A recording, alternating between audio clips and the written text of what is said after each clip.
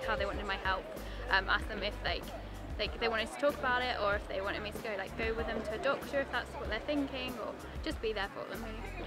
Seek advice, because obviously keeping it to yourself is probably more harmful than going to someone and speaking about it, getting help. Obviously then getting assistance for special circumstances if you are struggling with university and it is an underlying issue. I definitely would go and recommend seeing someone. I think the first thing really is to acknowledge how brave they are in talking about it, because for a lot of students they may have been living with these problems for some time and might not have been able to talk to their friends or family about it. They might be feeling quite nervous, quite worried about stigma.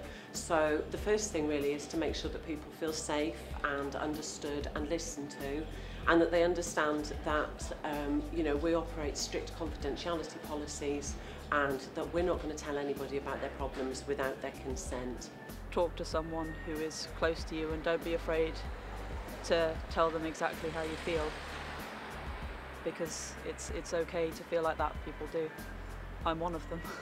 We do encourage people to be open and disclose wherever possible, because when people do that, there are a range of services in the university that we can pull into place to help them.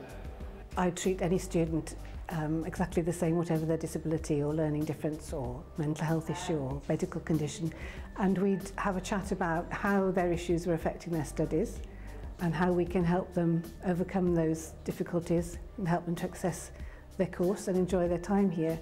So that might mean short-term intervention, referring to a GP or to the wellness centre, or in the long term, discussing adaptations that can be put in place by the university or funded adaptations that can come through disabled students allowance.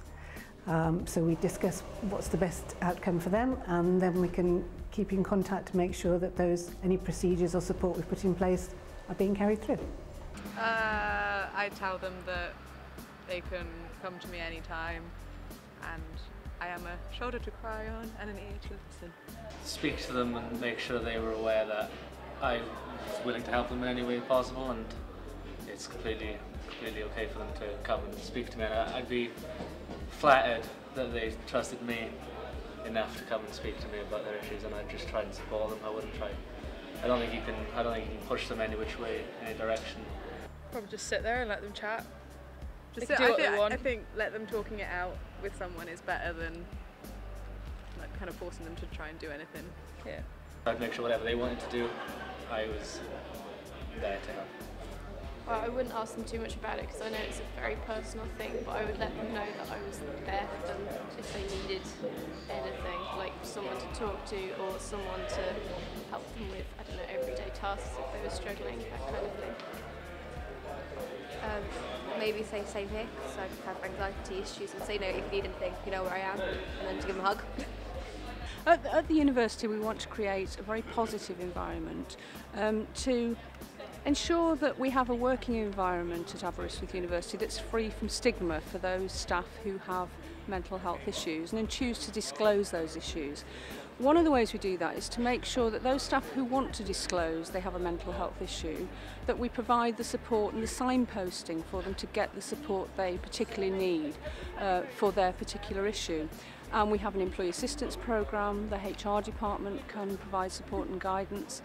We have experts in the university, such as occupational health advisor, and that's one of the ways in which we can help staff.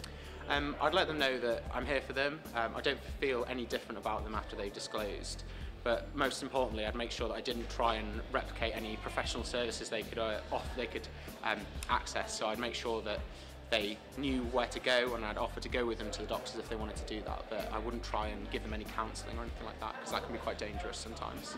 But we want to create that climate where staff feel comfortable to disclose. It's really important to us that we have a climate and a culture in the university that staff feel able to disclose.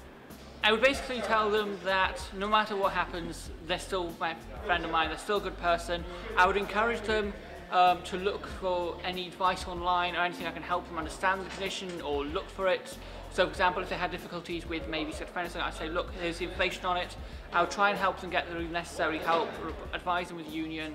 I would basically do whatever I could to help and to ensure they could live a long, happy life as they wanted it, without fear of repercussions or fear of people saying they didn't like them, because we shouldn't be prejudiced against people's mental health.